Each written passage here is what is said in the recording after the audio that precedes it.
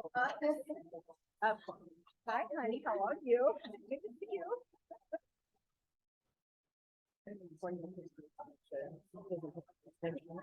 Wouldn't want repeated.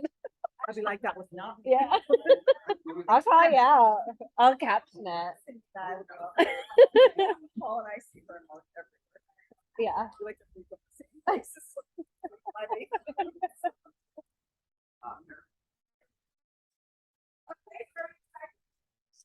Yes. I want to also thank Ashley here. Is our co-sponsor today, so please make sure to thank her.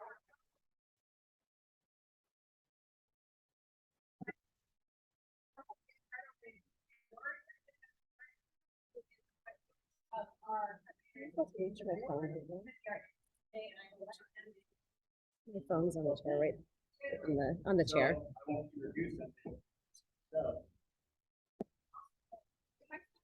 Can everybody hear? Yeah. We need the mic because we gotta pick this up.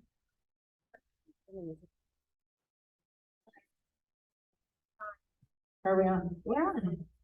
I'm Kristen Kingsbury. I run the Kingsbury group over at Keller Williams Realty, and I feel like I've been in real estate here with these guys for actually all of them for quite a long time. Quite a long time. I'm Cindy Lee Davies. I'm with West USA Realty of Prescott. I've been doing this 24 years now in this little lovely town, and it's definitely changed, but we still love our town. Thanks for being here. Jeff Highland with the Highland Group at Remax. Been doing this for 17 years. I'm DJ Sheridan. I run Sheridan Property Group at Realty Executives Arizona Territory, and I've been in the business for 11 years. Hi, I'm Ronnie DiBenedetta. I'm with Better Homes and Gardens, Blue Tree Realty. I've been in the business since February, and it's changed quite a bit since then. I've been doing this about 6.5 years, so I'm the newbie up here. Just moved to town about 7 years ago on December. So lots has changed since then. Michelle gave me a bunch of questions, but I just like them.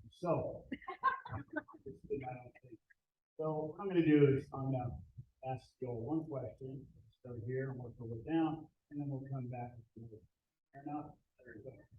So you introduce yourself. Now, what I'd like you to do is tell me or tell everybody, are you independent as far as it's you, yourself, and I?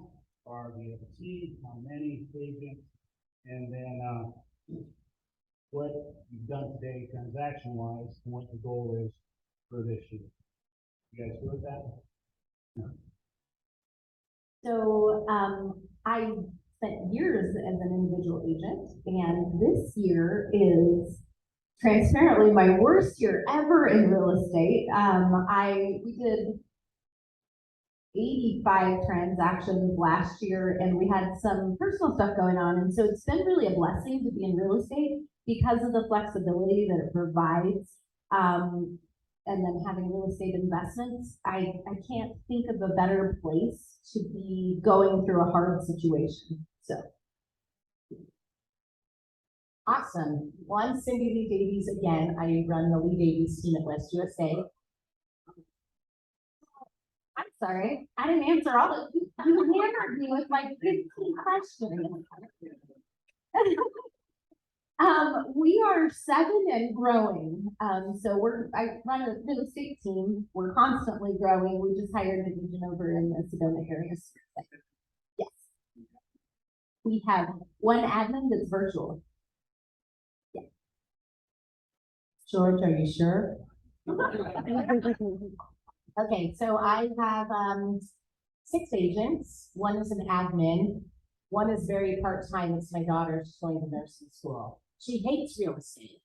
So if anyone wants to learn anything about not liking real estate, but she did very well 2 years ago, Emily's shaking her head because Ryan's a rock star, but she is more a caring, loving people, like wants to make them healthy, not sell them a house. So needless to say, she's useless on our team, but I still love her. 2020 happened to be our best year in real estate during COVID. 2021 was better than that. We've sold 108 properties, sides, units, whatever you'd like to call them. Over, I don't remember, Cindy Eastwood, I should know this. Wasn't sure, it wasn't a question on the list, but I think over 35 million. This year we're at 61 closed transactions. July was the worst month I've had in a long time. But August has come back and we're doing great. So did I answer all the questions, George? Thank you. We are on track, hopefully, to not quite exceed last year, but we're pretty close. So that's our goal, to finish at least last year. All right, so we have 9 agents, not including myself, in production on the team. And then we have 5 administrative staff. And I'm looking at my sales manager to make sure that I'm doing all this right. I think, so our goal this year was 475 transactions, with a stretch goal of 500. Right now we're about 2, that's what I'm just looking at my phone. I think we're at 257 and 53 pending right now, roughly. The Lord has spoken. Sheridan Property Group, we have 6 agents, 4 admin. Our goal this year was 82 million and our stretch goal was 95 million. Currently we are just under 47 million for, I believe, 87 transactions. I'm all by myself. I have no friends.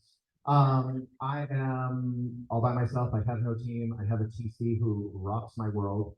I have a virtual assistant in the Philippines that wakes up at 1 or 2 o'clock in the morning to dive through my emails and help me out there, and that's about it. Last year I closed 60 transactions and broke 30 million. So if any of your people are not happy and want to come help me out, I'd love to talk to them.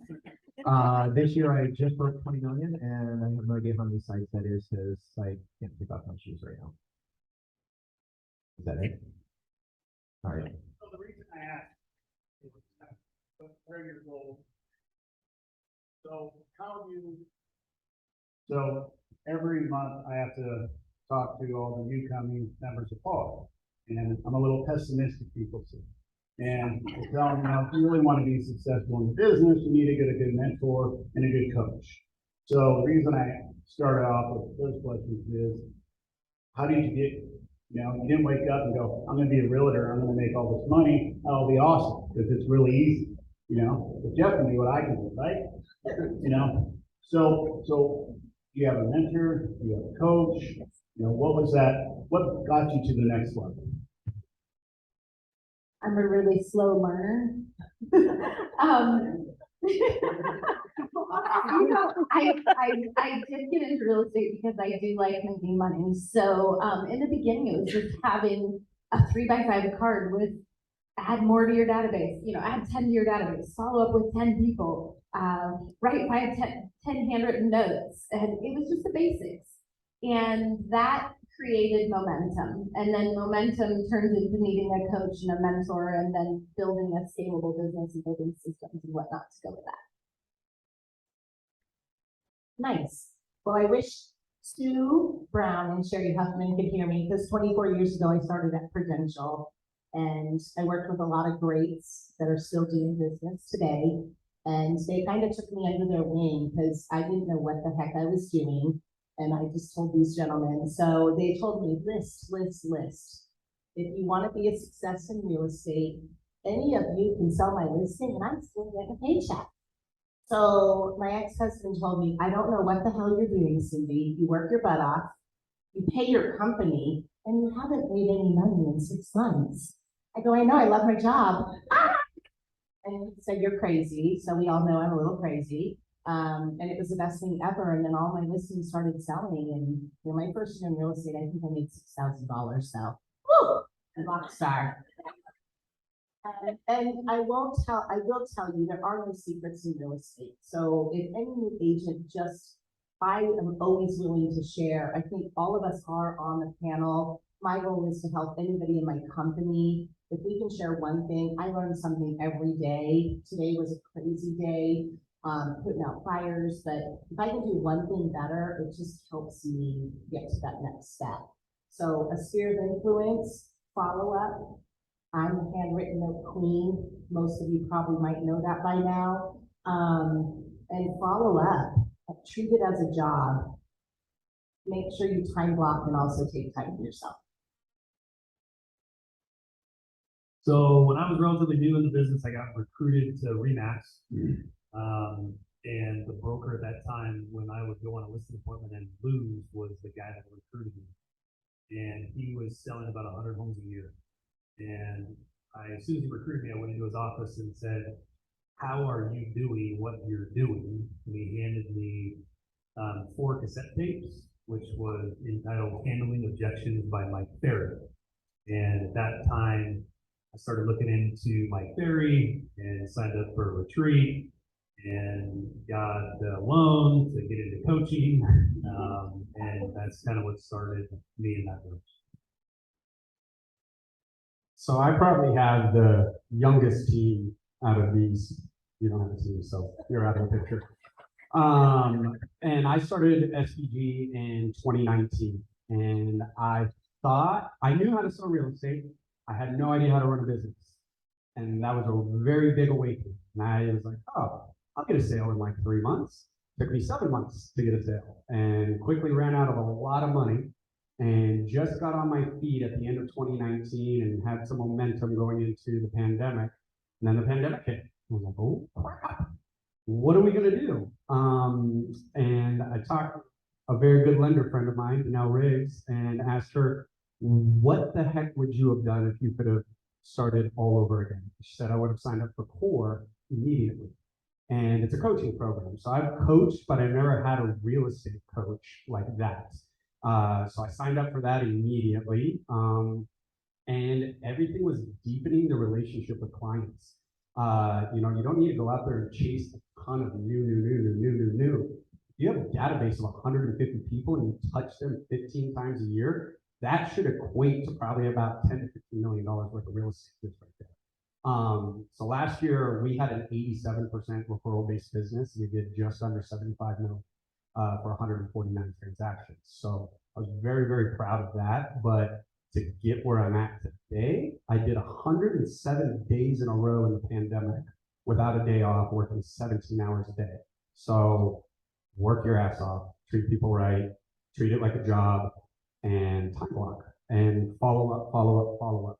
I was told earlier in my career, wealth is in lead generating, fortune is in the follow-up. And I couldn't agree with that more to this day. I don't have a database. Someone says, what do you use? And I said, paper and prayer. I write stuff down and hope that I can remember to call them back. But I can sell real estate. I just don't know how to run a business. Now, I listen to the market. When I first started, and again, I've been in the business here 6.5 years. I was in the business in Las Vegas many years ago. And I listened to the market. When I first started, I didn't have sellers because I didn't know anybody. I moved to town in December. I got my license. I started real estate school in January, got my license in April, and I knew nobody. I didn't know anybody in town, so I knew I had to work harder than everybody else. So I wear my name tag, I pass out my business cards, and for the love of God, answer your damn phone. I have something on my phone. If I'm with somebody, I just hit a button. I'm with somebody, I'll call you back. I'm with a buyer, I'll call you back. I'm doing something. But you are important to me and I will call you back because that's where you build the relationships. My business is all relationships. It's what I do every single day. That's not my damn cards. Do I have a database? Nothing formal, but I am in constant reach with my clients. I will say Ronnie told me a fun piece of advice. If you're a brand new agent, if you're in a brand new agent, is put a blue collared shirt on and go stand at Best Buy. Put a red collar shirt on and go stand at Target. People think you work there, and ask them if they want to sell or buy real estate. Oh. That is the tip. So, you guys kind of already touched on the discussion. All of you except Ronnie said business. Look at this as a business, not a practice. You're doing it every day. You're making money to support yourself, your family, your dreams, and your goals. So what do you do? When you wake up in the morning, you roll over and go back to bed. Because the greatest thing is, this is my business. And it's the worst thing in the world. It's my business. I can hurt it or I can help it and I can grow it. So what do when you get up in the morning? How do you keep generating business? Are you buying it or you, as you said, going to the database or cold calling? Please share. So I wake up every day and I look at my calendar first, and I live by my calendar. If it's not on my calendar, I don't even know that it exists, which it didn't always used to be that way. I look at my calendar and I figure out what on there is income generating activities and what on there is something I said yes to that needs to be removed. And I remove those things. Good morning routine, and start the day and following up with people, adding people to the database, and really just nurturing the people that are already in the bucket. The one thing I did right over the years, I did a lot of things wrong. I collected the name and phone number and email address of every single person I can think of that I've ever come into contact with. To your point, or to your question, we have a variety of lead resources, and from every one of them, for all of the years, I collected their information and put them in systems to keep in touch with them. And that's great, Ronnie. I'm sorry you don't have a database, because one thing I would tell a new agent is get that client relations management system. I don't care if it's your phone. When I break my phone and I go to Sprint, aka T-Mobile now, they're like, you might as well leave and come back in 2 days because it's going to take that long to download database. So I save everybody in my phone. So if someone goes, hey, Cindy, you gotta, whatever, yeah, here you go. However, that was really important to me. And I mean, for me, I've been doing this a while, and I think Doug Bunch said it best, sometimes we play catch real estate. If you take care of your client, as long as their brother, mother, sister, and their best friend is into Realtor now, which they probably are, they're going to call you if you did a good job. But if you follow up with them at least several times a year, I say 4 to 6, Ronnie says 15, once a month, send them the newsletter, keep in touch with them. They like to know what the market's doing, and they actually do like us. So I think that's really important, and keep that in mind. Getting up in the morning for me, I'm up early, not at 1 like your Philippines, but I'm usually up at 4. So I get more work done than a lot of you do while you're sleeping, because that's just my time. But don't call me after 9, I'm sorry. That's just me. So I do a lot of email follow-up, checking in, making sure my escrows are going smoothly. We don't want to wait till the last minute to find out we don't have septic or one of those things. But I also try to walk and do the things for me and just have some time, because as soon as people know that I'm up at 4, they're calling me at 4. So I don't tell anybody. So don't tell anybody, please.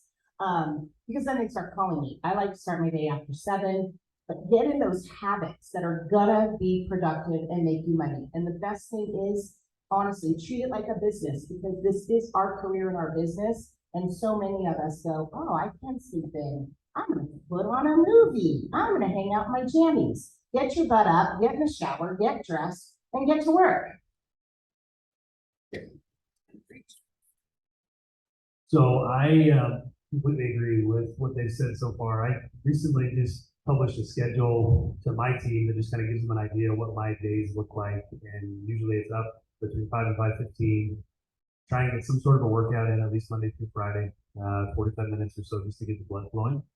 And that just kind of puts me in the right mindset. It's really hard if you're harboring anything to hold on to that if you're exercising.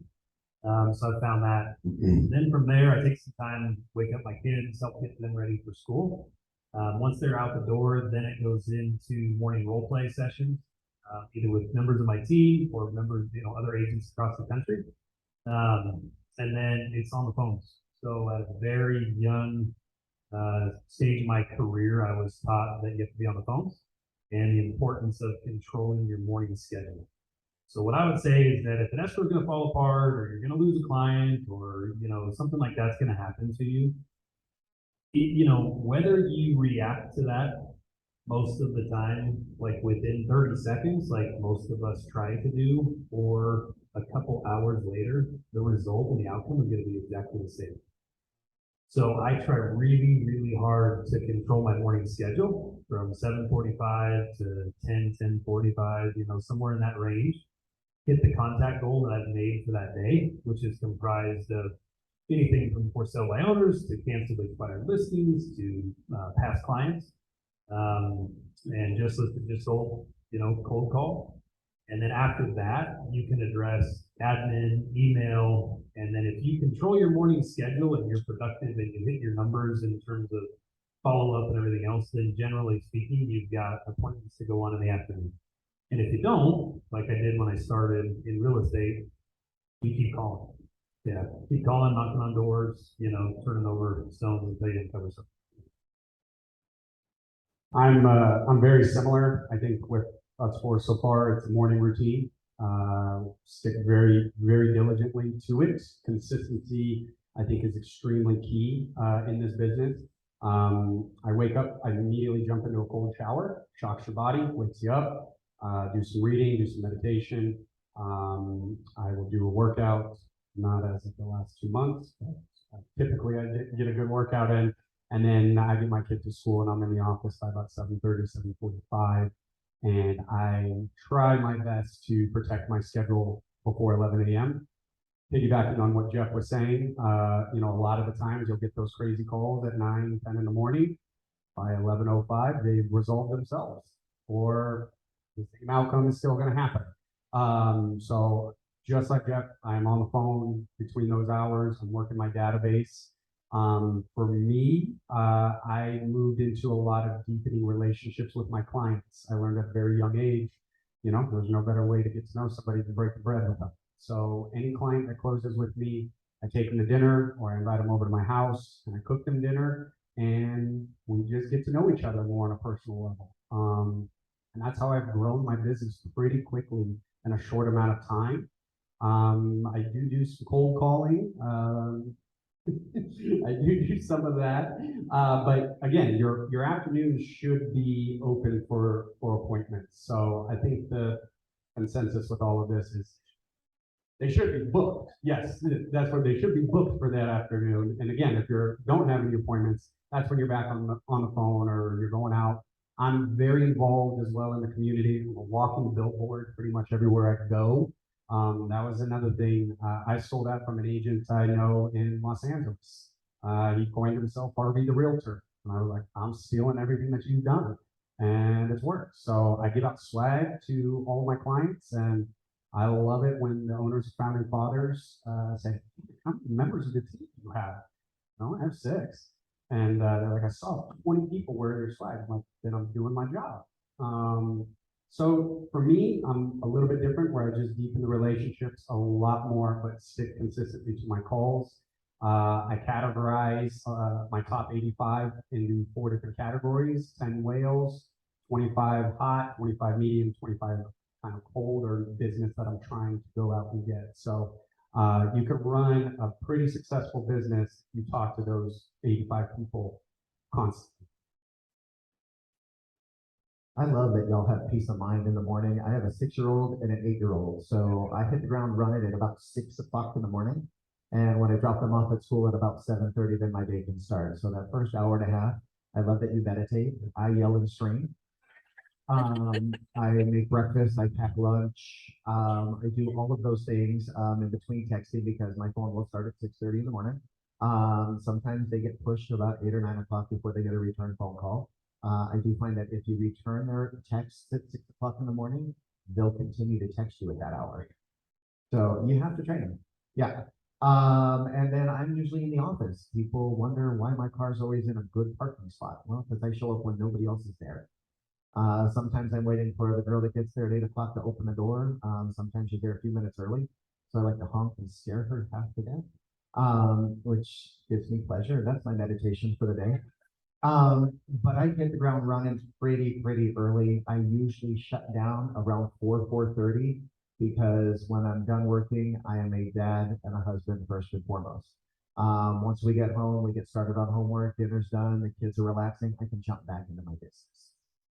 So I think the thing for me is balance. I try and balance my work and my home life. I won't let my home life ruin my work, and I won't let my work ruin my home life. Find a way to balance everything. So if you meditate, if you do a cold shower, Hey, yeah. No, I like that long hot shower, because that's what gets me going in the morning. But I think the thing that you'll find here is focus on your business, and there's a little bit of difference between everybody, and you'll find what works for you, and that's going to be a little different for everybody. Time block. I also time block my dates with my wife.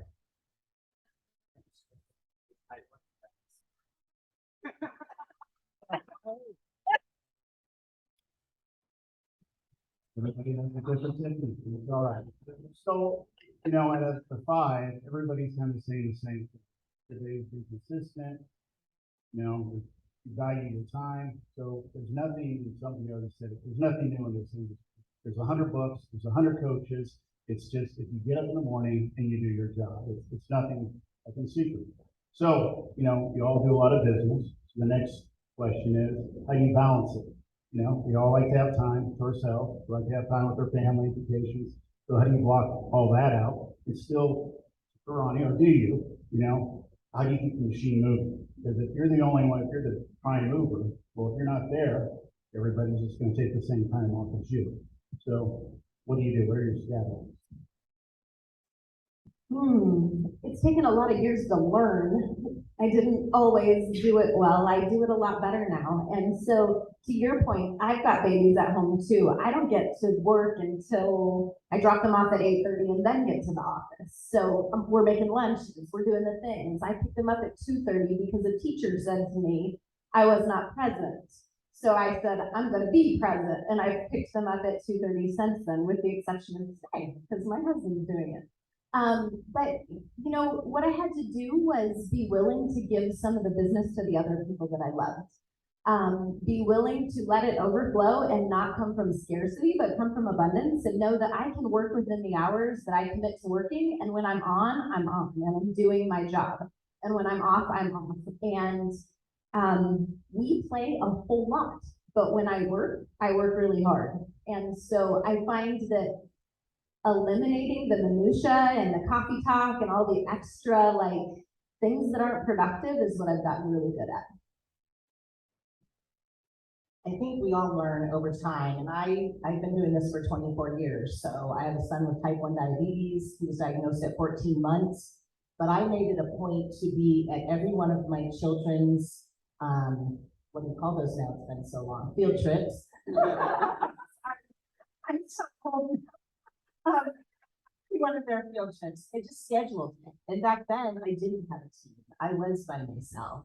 And you know, you just check your voicemail and say, I'm not available for these hours. I'll call you when I'm available, and we appreciate your business. Let them know how much you appreciate them.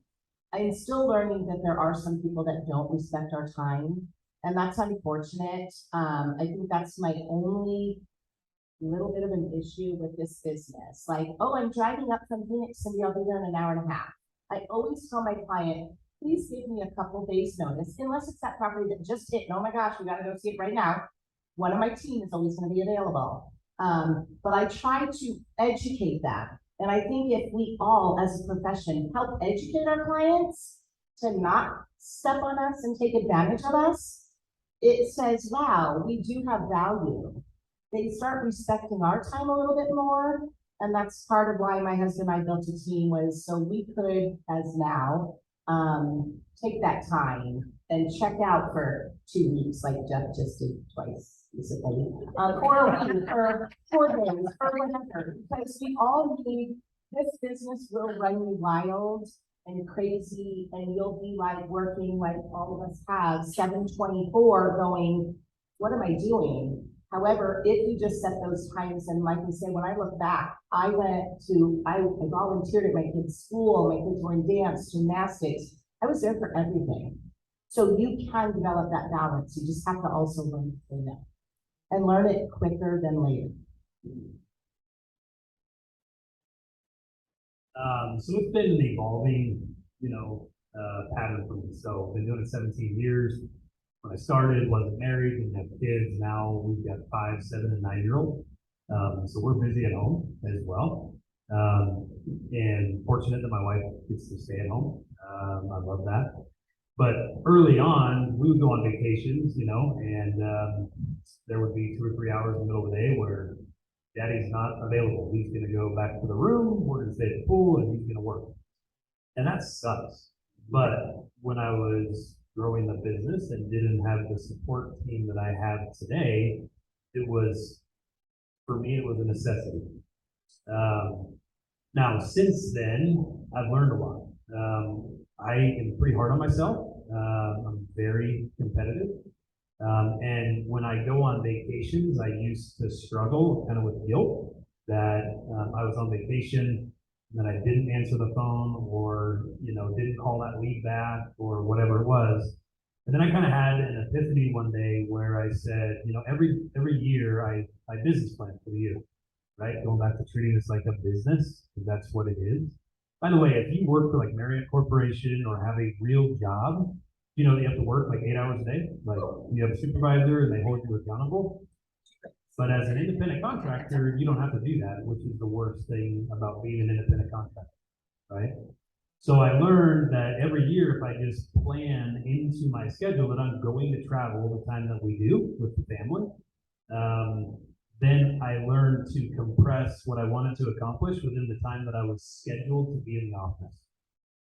And since that time, when I go on vacations, I'm able to understand that if I start getting anxiety or whatever, like I'm out of the office, and yes, we just did 2 weeks, here, and another 2 weeks there. But I know that I've budgeted in the business plan for that. Same thing happens with escrows canceled. Anybody had a few of those canceled recently? Nobody, just me. So, you can do that. You can get really pissed off and upset about it. Or you can say, okay, well, when the market shifted, I shifted my business plan and I accounted for the fact that a certain number of escrows are going to fall apart. That's just part of the business. And so if you adopt that mindset, then it gives you the permission to take the time off that you want to, and you don't have to be upset about the deal falling apart. Going back into time blocking, in 2020, when I was really just trying to grow this thing, like I said, I did 107 days, and at that time I had a 4-year-old son, and I missed very, very precious time with him. And I looked at my wife and I said, if I ever have to do this again, I quit. I don't want to do that ever again. The money's not worth it. The team's not worth it. I'll go back to being a single agent and live a better life because family is everything for me. And so again, I time block.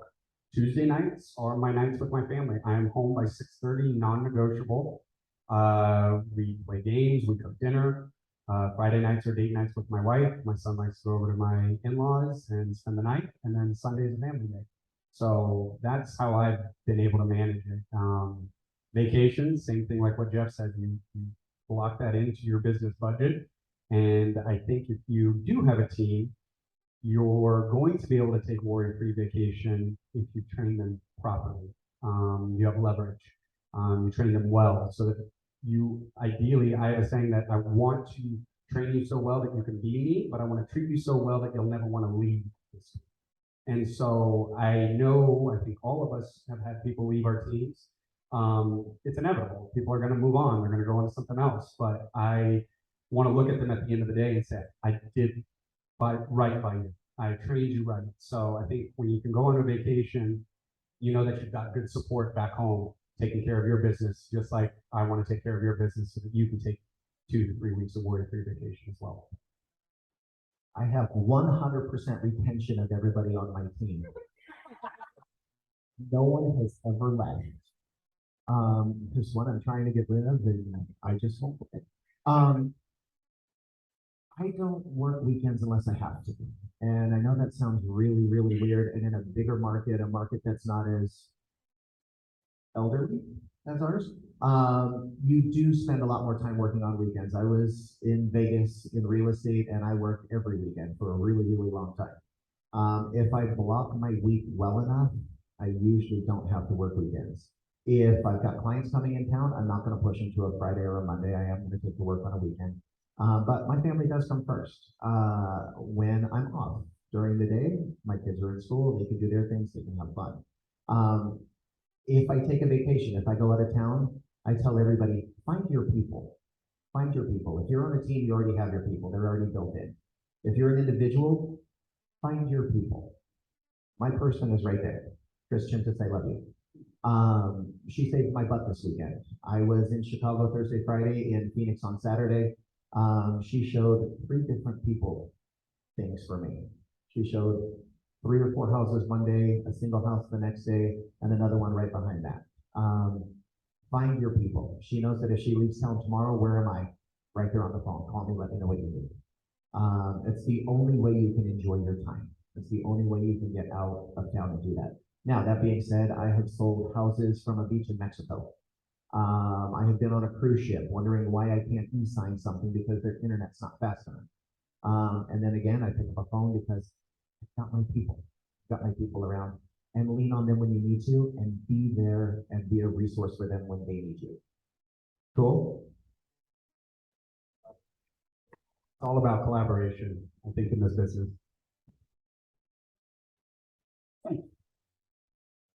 So I personally don't think we as an industry probably talk about this enough. What is your exit plan? What are you doing to set yourself up unless you want to keep being like John Clark and keep working and working and working? I personally don't. You know, there's some of us that want to get out early enough in our life. You know, but what are you doing? What are you doing? You know, and talking to your team members. You know, what are you doing to set yourself up for success? You know, are you selling your house and buying a new car every 6 months? So, if you don't want to share that. I have a sickness and I love this industry. So my grandmother is 96 years old and she's still flipping houses. I don't think I'll actually leave, but so I'm building a team like a business, one where I can hire somebody to replace me. I constantly am buying real estate that cash flows so that the income from this is only one piece of the income that supports my family. So, and part of the value of the team is that I can teach them to do the same and help them to do the same for theirs. Well, as any brand new agents out there, I will tell you to learn from my mistakes. First of all, you don't have health insurance, we don't have a 401k, and guess what? We're 1099. So pay the IRS, get yourself a 401k, get yourself some good health insurance, and then buy real estate. Because we don't have a retirement. We don't work for that major corporation. And it took me a little while to figure that out. And you know, you learn from your mistakes. And that's why I'm an open book. I'll tell you, and I'm still learning every day. But if you can start that right off the bat, and the coaches and Janelle back there, I've taken many of her classes, and I will just comment, Sue and Sherry were going to Tom Ferry back then, or Mike, one of them. So she was a Tom Ferry coach. So again, expensive back then, 24 years ago, and it was still $1,000 or $2,000 on my diet, kind of money. But take those things, and like I said, there's no secret. It's all out there. Any one of us will help you with that. You can get it online, the books. Just do it, implement it, and amazing things will happen. But start early. Don't wait 5, 10 years and be like, holy cow, I owe the IRS $32,000. What are you talking about? That's not a fun check to write. So start early. Those checks, put a little bit away for savings, a little bit away for the IRS, your health insurance, and that's my biggest complaint about this business, no health insurance, but that's my own. So what are you doing to retire? Oh, okay. Yeah. So I have always just kept my eyes open for, for real estate investments throughout my career and early on. I mean, I had a lot of student loan debt, had very, very little money to my name when I got this business, like 0. And so I was pretty fiscally responsible, and I would find an investment that I could get into that I felt like was pretty safe, and then I could get out of that, and that's kind of how we were able to progress. Now, it's a little bit bigger. I'm building a little commercial building right now that I look at as an investment. I like single family properties. I'm doing a commercial project right now. I've owned up to, 50 lots at any given time, finished properties in the last recession. So when we're all talking about, the market shifting and what are we gonna do and everything, some of the best investments that I've ever been a part of were in the recession. So this is as the market shifts, it is a phenomenal time for you to look and see what opportunities are there. While everybody else or a lot of our colleagues might be scared, it's a great time to stand up. Moving forward, exit strategy, I just turned 40 this year. I know. So I don't, I'm not looking at an exit strategy right now. I'm looking at, how many investment properties can I buy on an annual basis? That will set me up so that whether it's 10 years, 15 years, or 20 years down the road, I'm in this for a different reason than I might have been when I started. And at that time, my kids will be out of the house. But DJ, the family component for me is a big, so that's a big priority. Put it all on Black 24. Works. Yeah, just like Jeff, I'm 35, so I'm in this business for a while longer. But obviously I do think 5, 10, 20 years down the road of where I would like to see this going. And it's going back to leverage. Prescott's not going to be our only hub of Sheridan Property Group. We are going to be looking to expand into their other areas, such as the other states, growing the team that way, training the agents that are currently on the team to take care of the hub in Prescott. That will always be the meat and potatoes, I think, of SPG. And so eventually train those guys to do what I do and take it over and run it, and being more so bringing in a lot of the bigger business, bigger clientele, and then like Jeff, buy investment properties. I know nothing about stocks. I'm not good with stocks. I know real estate. So that's where I put my money, and Black 24. It's not a joke. Oh, it's Kobe Bryant. Racist. So exit strategy. I started without an entrance strategy. I married well, so didn't have to work. So I got my license just to kind of play in real estate. I was going to buy, sell, and flip my own stuff. Cash out some properties that I had in Dallas, and I brought that money over here and I was going to play with it. I got too busy too quickly. My first flip took me about a year and a half. Denise right here walked into my office and she said, "I hear you're looking for a flip." And I said, "I am." She goes, "I got a really shitty one for you." It was bad. He died in the house, his cat died in the house, everything else died in the house. It was wonderful, but it took me a year and a half because I got too busy too quickly. And from the first day, because I didn't do it because I needed to do it, it never became work for me. And I'm a firm believer that if you love what you do, it's never a day of work. And because I love it, every single day is a new challenge. I love what I do. I love giving back. I love the agents that walk in my office and have questions. I love the business. I love the people that I've met. I love the clients that I've met. They've all become family. Like I said, 6.5 years ago, we moved into this town not knowing one person. I can't walk anywhere where I don't know a lot of people. Exit strategy, I don't have one. I'm not going anywhere for a really long time. Like Jeff, I just turned 40, 14 years ago. And I plan on being here for a really, really long time. Thank you guys, appreciate it. So, as you know, I am the president of PAR, so I'm going to take this moment to say, once again, if you've been in this industry longer than a couple of years and you made some money, it's time to give back. Now, some people up here have given back, some of them haven't. And by giving back, I mean, get on a committee at PAR. Be on the board of directors at PAR. This is our industry. So, yeah, I know I'm doing a little shame, but this is our industry. You have time. But now we're going to go into some questions. So if anybody out there has any questions for our panel, raise your hand. And then you guys come up here and get the microphone, or you guys can yell. Yep, go ahead. You guys are very good at blocking out your time, and it sounds like you got your family taken care of, your business taken care of. But to his last point, do you block in any time to give back to the community or a cause, is there anything else that you're passionate about, or is there time? Oh my goodness, there's a time for that. So I'm a firm believer that your lead generation is right where you love. So early on, I couldn't figure out how to create time for that.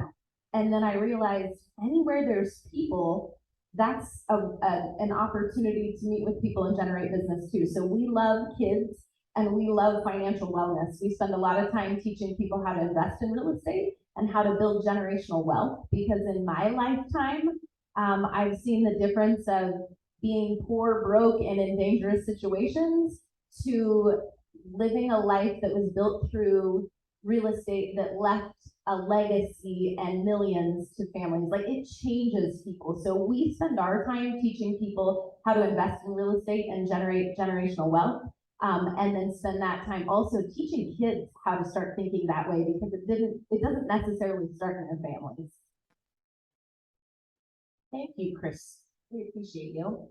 And yes, however, my time's been a little bit consumed. My son was recently diagnosed with progressive MS last year, so he moved in with us. So for us, I have 8 grandkids, and I really used to be very involved in the chamber and a few other, local charities, but I don't have as much time right now, just with the team and everything with Cameron going to doctors. But you can, again, time block it. That's not his fault that, I'm doing more care for him. So he's my charity right now, but I love him. He's my son. I do anything, but you can always find whatever your passion is. And like Kristen just said, you'll find it, and then you'll actually generate a whole lot more business. Yeah, great question. So my wife, when I met her, was the events coordinator for Prevent Child Abuse Arizona. And so she has always been very, very passionate about giving back in children. I just finished it was a 4-year or 5-year term on the board of directors for Big Brothers Big Sisters.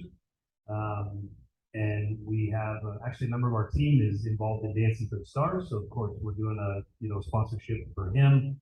And my wife has also been very active in our kids' school. So they went to Yavapai College, FEC, Family Enrichment Center, where she was the director of the Friends of the Family of the FEC, and was involved in various fundraisers there, which we are always involved in now. And now they've progressed on to a new school, and same thing has continued to happen. So yeah, very, very important. And yes, we make time. Completely agree. My wife, she's a singer, performer here in town. So anything that her and I do, we always do 25% back to some form of a charity. Kids are very, very important to us. So a lot of the time it's had to do with something of education or something of better well-being for kids. Everybody on my team, we donate $100 out of every check. Unless it's one of those $5,000 vacant land sales, then that has to drop because we're not even making $100. But we donate $100 to Cross the Kids. I hurt my knee, but I did 3 years in a row at the hike in the Grand Canyon, rim to rim, to raise money for the Launchpad Teen Center. So we're very, very involved. For me personally, it's kind of whatever touches my heart that year is what I want to give back. If you guys are all free on October 23rd at the Elks Theater, there's going to be a concert and event to raise awareness for human sex trafficking here in Arizona, because by the border it's getting pretty bad, and that can filter into Prescott. So that was the latest thing that we just did. I'm too lazy to hike, so I find the things that are important to me, and I just write a lot of checks.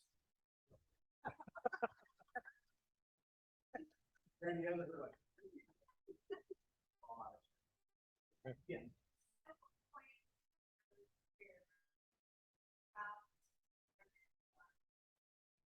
Did you decide to hire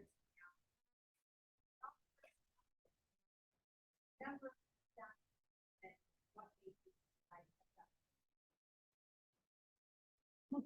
I did it the untraditional way. I had a brand new baby, and I said, I want to work 9 to 5 Monday through Friday. I don't want to work nights and weekends. And my broker told me that was impossible. We were going into a crash, and I thought, nothing is, my favorite thing is when somebody tells me I can't do something, like game on, we're doing it. So I told him I wanted an REO account because I wanted to work 9 to 5, and he said, oh, you're cute and have these big dreams and you'll never have that because they already have the accounts taken. And so I ran my mouth about my goals, and there was an opportunity that popped up, and the character and the relationships that I had, somebody recommended me. So you guys, some of you guys remember, I took over John Hardy's team, and he got out of the industry. And so overnight, I went from being a single agent to having staff I didn't know and building systems I'd never seen. And I spent probably a month all day long in his office studying all of his systems and studying everything that he had done because he's incredible. And he'd run a really great team. And I took over and had a team overnight, and it was a whirlwind, and it was a whole lot of fun, and we did it, and it was, and I never looked back, and I've never wanted to work alone again. Thrown in. I don't think there was really a time, except it was probably 7 years ago, although as you get older, all of these young kids, it goes a lot faster and you're a little forgetful. But my husband's also licensed. He's been licensed for, I think, 11 years now, and it was just him and I.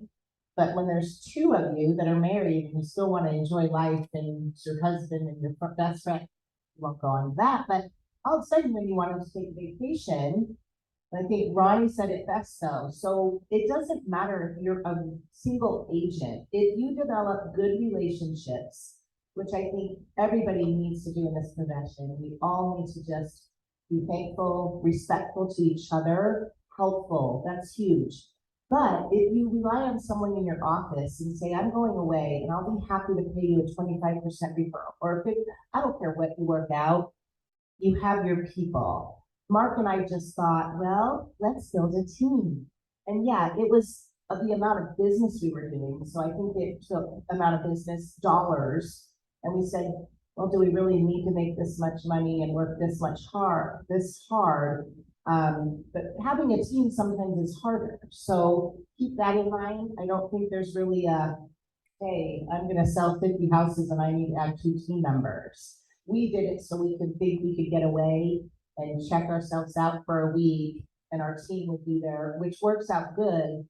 And so we're all friends, and they all want to go camping with you, and then you have nobody anyway. So it's great. It's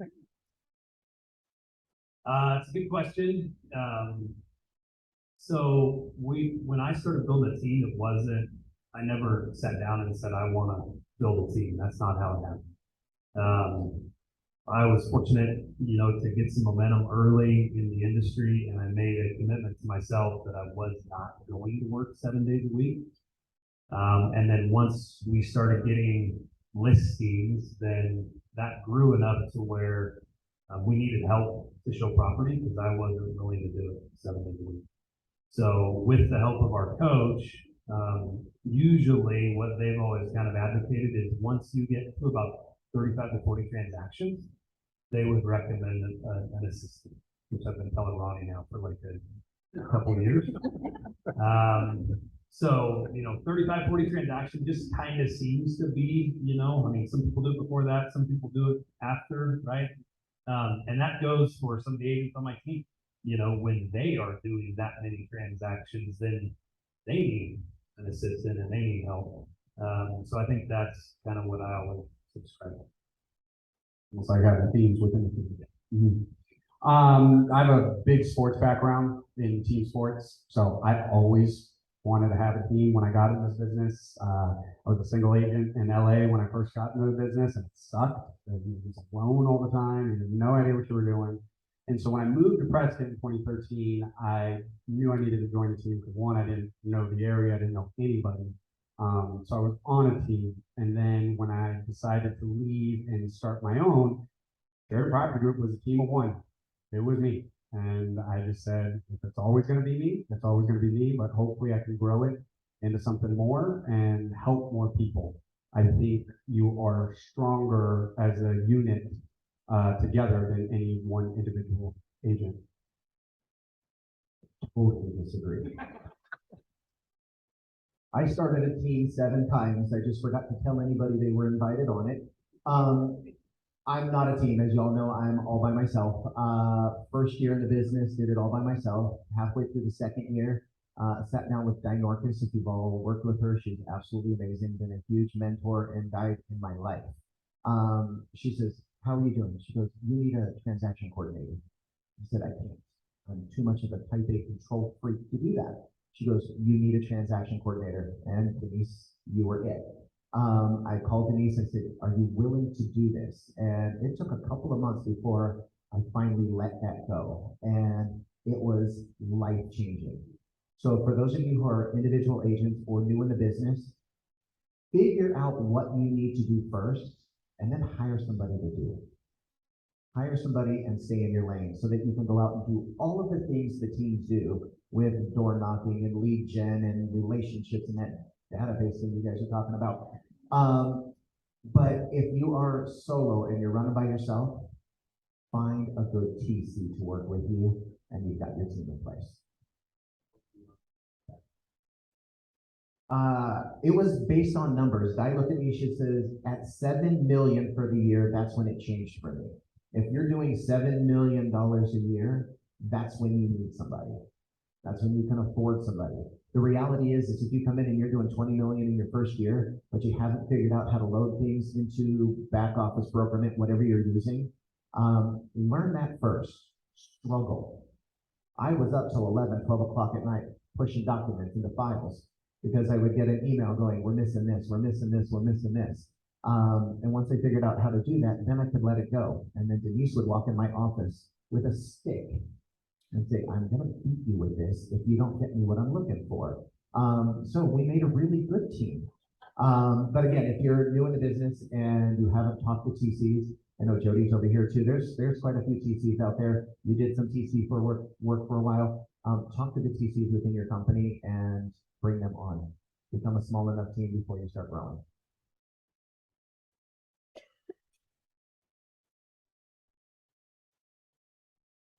The key to hiring people or bringing people on is when you give them the task, you have to do more of the getting the business. You don't just get your time to go play. You go do more of getting the business so that you can support that person.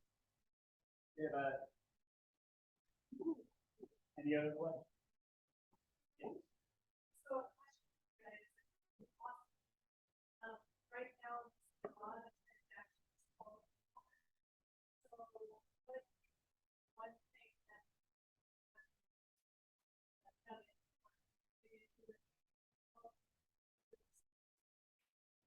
Usually the lender.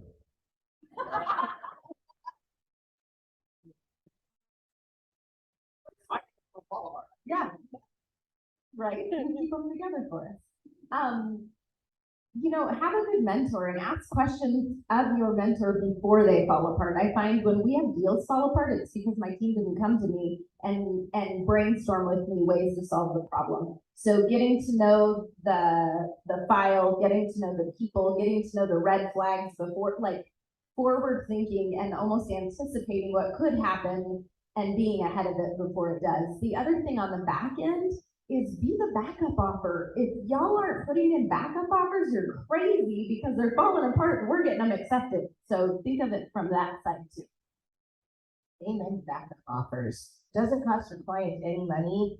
Last year, we wrote so many backup offers, we probably moved in the first position more times than I can count, but it was a lot.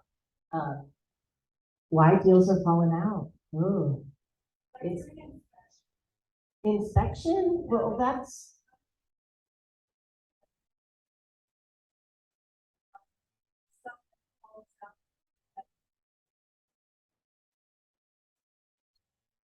set expectations for Kristen Kingsbury. Well, one, I think the inspectors sometimes make the property sound really good or really bad, and some buyers get very scared.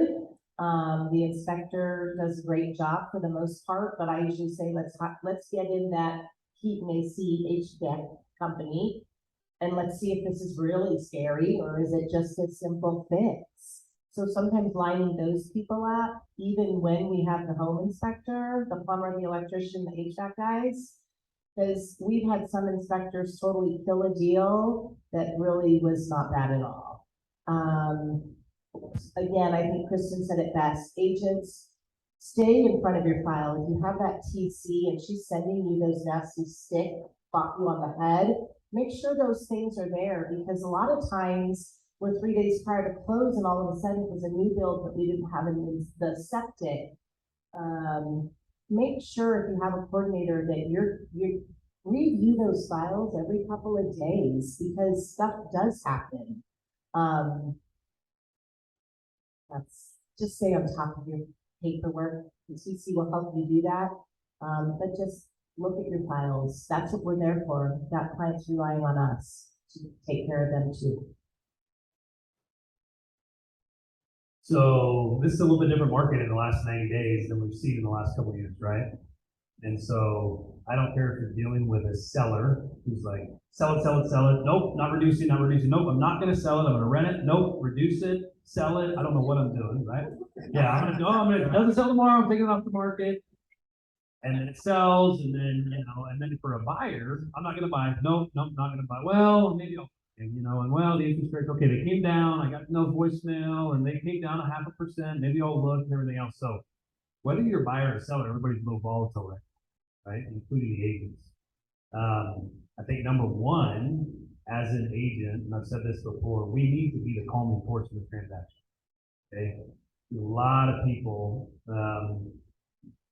that try and make something out of something that it isn't, and in order to stay ahead of that, it's about communication, right? So a phone call to clients goes a long way. Don't just send a text, or just send an email. You didn't hear us say, yeah, no. We get up in the morning and we text everybody, if you want to sell your home, no. Go to Instagram. Do you want to sell your home? No. We get on the phone, right? And our clients, when you do that, goes a long way. So for inspections and deals falling apart, any little thing right now can set off a buyer or a seller, right? Oh, no, the GFCI, there's not an anti-tip device, and so I'm going to, I'm out. So how about we spend a little bit more time educating, right? If a seller sees a 60-page inspection report and they didn't know that that's what's going to happen, even though it's a brand new home or it's perfect, they're going to be shocked. And a buyer, if you don't tell them, hey, we talked about this, like it's 50-year-old home, and the roof's got this, and we don't know exactly how much time, and the air conditioning is 10, 15 years old, and you're probably going to see the home inspector pick apart, this, that, or make mention of this. It's just called normal. Were you buying a new house? No. Okay. So if you set those expectations as best you can to get ahead of those conversations, if they're calling you, asking questions, you've already taken, especially in a market like this. Have your tribe of people, your list of handymen, repairmen, roofers, electricians, everybody. And, the last 2 years, it was wave inspections, wave Binzer, give your firstborn, etc. Pre-pandemic, we got bids. A lot of times in a buyer's mind, oh my gosh, this roof is going to be $45,000. Come up with that number. Let's actually get a real number of what that looks like. So that has always helped me in the past of keeping deals apart during the inspection period, is getting bids, providing it so that when you, as a buyer's agent, when you deliver that to the listing agent and there's 10 items, 15 items, whatever on the list, the seller's not going to freak out when they say, oh, $5,000 worth of repairs. Let's do it. So educating, having your tribe, communicating, getting bids, deals are going to fall apart, but if you can do all of those things, you'll limit the deals that will fall apart. Absolutely. Falling apart is more the exception than the rule. We don't lose a lot. In this market, we're losing more. The last 2 years, as DJ was saying, nobody asked for anything on Binzer because Cindy and Kristen always had a backup offer. And we were real quick to say, listen, careful what you ask for. I got 2 backup offers and they're ready to pounce. Communication. Communicate with your buyers ahead of time. Let them know what we expect. Let them know what they're writing on. Let them know what the inspection is going to bring. Look, we're looking for health and safety issues. We're not looking for cosmetic stuff. Our offers are written in its present physical condition. Figure out what that price is to you. We're now getting to the point where we can negotiate again. So we can negotiate off list price for its present physical condition, because if you walk up and you see a broken window, let's take that off the price now. Let's not wait till later. And then, like I said, just educating and communication. Pick up the phone, call the other agent. Hey, here's what we're coming in with, and here's why. Jeff and I had a transaction a couple months ago. Got a little tricky there for a little bit. What did we do? We didn't text each other back and forth. We picked up the damn phone. We figured it out in about 20 minutes time. We hung up the phone and we resent the vendor. We figured it out. We closed the transaction. Everybody was happy. If we had texted each other back and forth, it would have taken a lot longer, and I would have certainly misinterpreted what he was texting, because I would have read it with my rage instead of the calmness that we brought to the phone call. We got the thing closed, nothing fell out. I don't know if it was Cindy or Kristen, but there was at least one backup offer, and y'all didn't get it. So communication more than anything, guys. And as a buyer's agent, call the listing agent when you submit a vendor. It's the most frustrating thing when and write your vendors right, correctly. Don't put, oh, item 9.1, and then not even tell us what to do. Like those are just, yeah, we're gonna get one of their backup offers.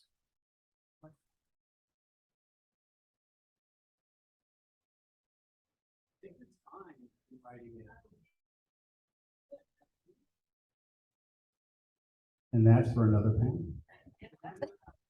Reading the contract and understanding. It is our time. I'd like to say thank you all for coming out, sharing your experience with everybody.